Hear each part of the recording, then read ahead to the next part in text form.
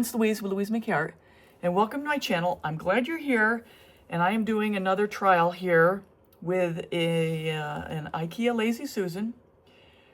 I have not returned them all yet. I've been kind of waiting to see how things are going to work out because I really do enjoy working on these. And I'm going to throw in here that that Betty by Oak by Bettina has been trying to help me out with resolving this problem here. And she actually went to the trouble of getting Ikea Lazy Susans and Hobby Lobby Lazy Susans and did a trial herself using Kills primer on all of them. And she did not have warping on any. Now, I'll probably voice over a little bit more detail about what her findings were, but I thank you, Betty. If this works out, I'm giving you full credit for the solution. I'm not sure if it would be the Kills or if I do have this already varnished, and I have let these sit for about a month and a half now. So there's various things that could be a factor if this turns out right. So let's pray that this does not warp. And yeah, let's get started. So what I've got here is my Lazy Susan. I've got it taped in the back. I'll probably take a minute here to get it set up so that it's perfectly centered. That's not bad. And what I'm going to use here is my Glidden pillow 6011N. And just to point out here for anyone, if you haven't noticed, when I'm referring to my pillow paints and my other my pouring medium paints, I always use the number. The number you can't make a mistake on when you go to the store to get it. You see that number, you go look for that number, and this is the only thing that's going to be with that number. So that's why I always use numbers. When I refer to my paints, the colors that I've poured with the pouring medium, mixed in with the pouring medium, I always refer to the brand and the paint. So, just to get that clear, because I don't ever want to have anybody be confused. In my last, that's not my intention here at all. I want to be clear, and I want to be helpful. So yeah, so I've got my Glidden here I'm going to use, and I'm using it on this because it's a little bit thinner than my Multi-Pro, and I'm thinking if I use thinner, this is going to not have as much a reaction, if there's a reaction to be had here. So I have a couple theories. And thank you, Betty, once again. I will link her channel up above. If you haven't seen her, she does a lot of neat things. She's different from me in that she does a lot of different things and various things, and she thinks outside the box, a lot of resin, a lot of texture, and she also does fluid art. So she's has a broader breadth of skill set than I do, where I do my stuff using the bloom technique. Okay, so let me get started here. I am going to lay down my pillow. And just so you know, I rarely ever stir this. Once I decant it into a container, I don't ever really stir it up because I don't want to introduce bubbles. The more you stir, the harder you stir, the more chance you have of introducing bubbles into your piece. So I'm going to stop with this. I'm going to give it a little spin. I'm going to get this centered up a little bit.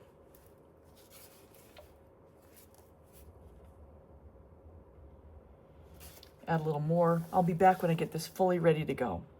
So everyone, I want to add here that as I get closer to 25,000 with all of your help, I'm going to do a giveaway, probably consisting of a set of coasters, a jar, and probably some paints like I did at 10,000. So stay tuned for that as I get more details as we go forward. Okay, so let's get started. This is my Golden's Quinacridone Nicolazzo Gold and TLP Zeus combination. And I'm going also with a combination palette that I know works, that I have not had problems with at all, as a best case attempt to make this be a successful pour. Plus, this color combination is just beautiful.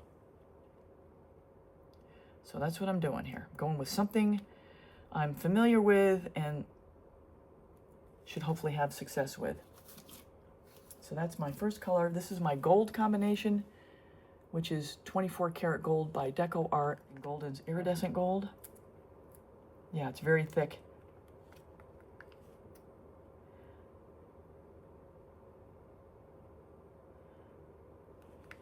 I want to use it up if I can.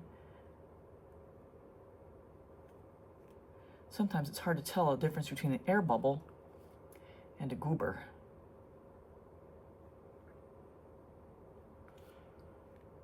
Yeah, I've got a lot of paints over here to my left, your right, that I really like to get through, but there's no way in heck I'm going to get through all these paints before I have to leave on Tuesday. Today's Saturday.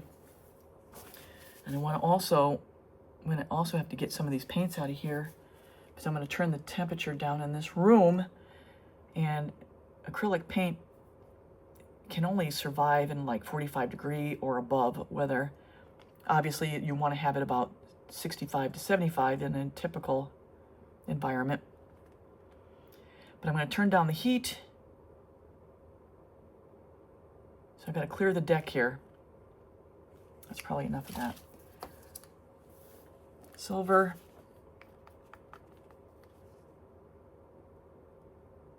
Iridescent Silver by Golden. Again, I'm at the dregs. I'm at the very bottom of this. That's why when I drizzle this, I gotta drizzle quick so it stretches and spreads. Yeah, I really got one shot at this one. But this is actually less about creating a beautiful creation as it is about seeing if this kills is going to work. And assuming this works, this video will be aired and I will show you which kills. I'll probably just put an inset of it somewhere up top so you can see which one I got. And if it does work, it's not like one success is a solution. It just is a data point in getting to a solution. Oh, there goes the chainsaw. Oh, I love my trees. That's why I'm in the woods.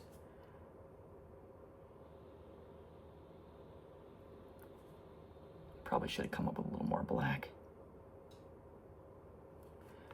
I am at the end, trying to burn up these paints.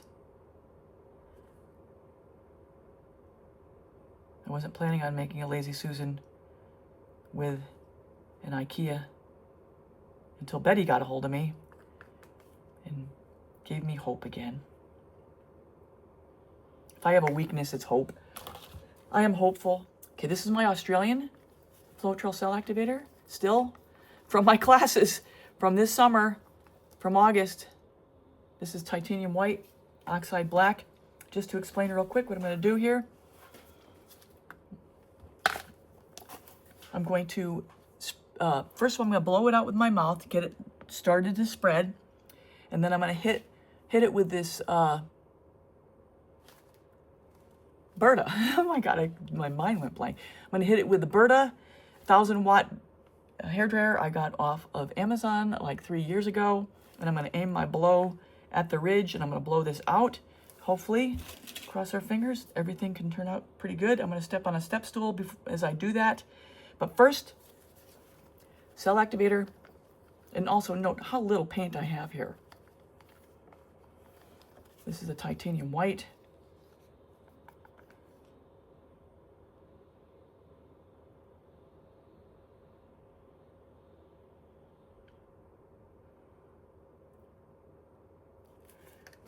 And then the oxide black.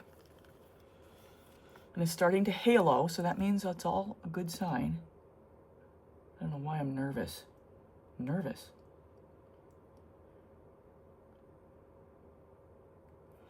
All right, we're gonna blow it out with my mouth and then the hairdryer. So for anyone new here, I've started blowing this out with my mouth to start with to get a head start on getting the paint and the cell activator to spread out. So when I blow it out with a hairdryer, I have a larger target to hit. Now I get on the step stool to get a little better angle on this entire piece as I blow it out, and I blow it out on high air and cool setting. So there's no heat going onto this, and I do not have the concentrator at the end of this. I like to blow it out this way. It just works best for me. If you want to see a good video on a full creation tutorial for a Lazy Susan. It's video 312. I'll link it above. It takes you from the creation of this from complete start to finish, from the varnishing the top, in this case also putting the kills on it, putting the tape on the back, the blowout itself, and then the final resin process as well. Also check out my description for links to products I use and other creation videos. If you watched me before, I don't go too far because I let the spinning take care of the stretching. And if you watch me, you know I'm very slow. I'm really slow. And you know what? I'm not going to apologize for it because it works.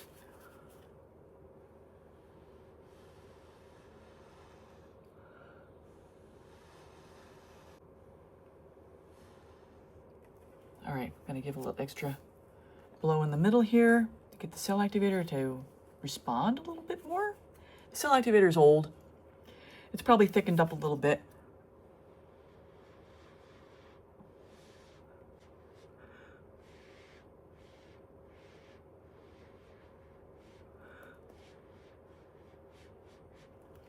All right, I'm just going to give it some time. So what happens with the cell activator is that once it gets a little thick, and let me just show you the consistency.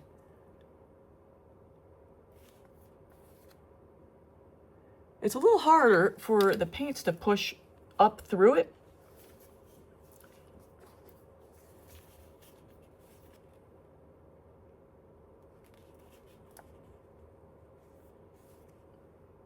No, that black is really thick. That's why that's like that. This is really thick. This is too thick. I should not have it this thick. I should not see a trace. It should go straight in. But it is coming back, if you notice. All right, I'm gonna break up the surface tension a little bit here. That's gonna come right off. I might have to add a little more pillow. We'll see. I will skip past some of this. All right, let's see what we got. Easy, easy spin to start with. Always the first spin out of the gate is easy. You want to see where your paint is flowing. You want to see that you're centered. That was probably a little too easy.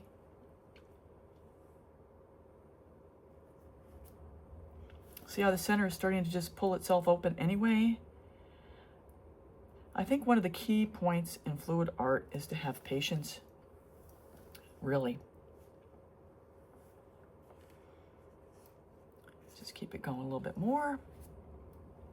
A little faster this time since I see what's going on. And as I continue through this video editing, I'm going to speed up in spots and cut out where I can. The edge over there sooner than actually it's pretty good. I want it all to open up at about the same rate across the circumference of this. It's gorgeous. I'm going to get rid of some of these white spots. So the white spots are caused by the pillow paint pushing through the paints and leaving a white spot as the air bubble bursts, or essentially as I call it, burps. And the best way to take care of that is to just give them a little kiss with the tip of a toothpick, and it helps bring the paints together when you pull it out. I'm going to cut out some of this as I've just explained it. You don't need to see me doing all these. Give it a little spin. It's reaching the edge. This color combination, you can't go wrong. This is gold right here. If you like earth tones, this is gold. All right, I'm going to make sure that I'm getting over the edges. So I might skip past some of this part. I'm just touching up to the edge. All right. Another spin.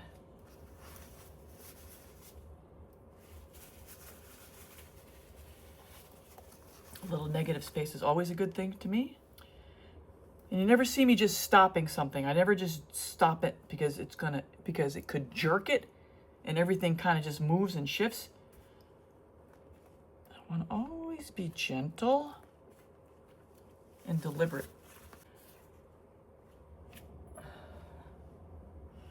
So I thought I cheated it off to one side, but evidently I did not. So I'm going to cheat it to this side.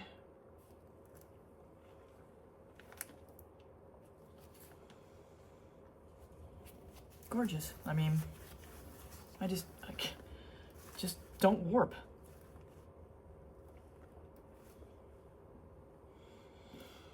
So my problem with this one is I've got a negative space on this side, I got nothing over here, which,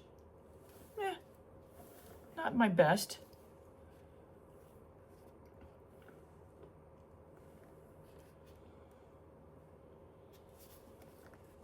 I'm really gonna go crazy here.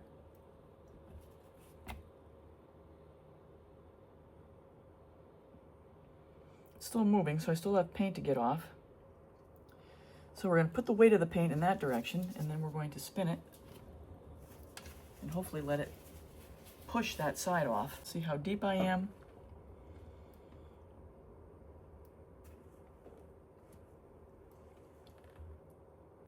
Okay, that is a tiny bit of paint there, tiny bit. So I think what I'm going to do now, since I'm so close, I'm just gonna do my usual palette knife thing in the negative space. I'm gonna fast forward through this part as I add a little palette knife work just to take up the negative space a bit, and I'll be back in a second.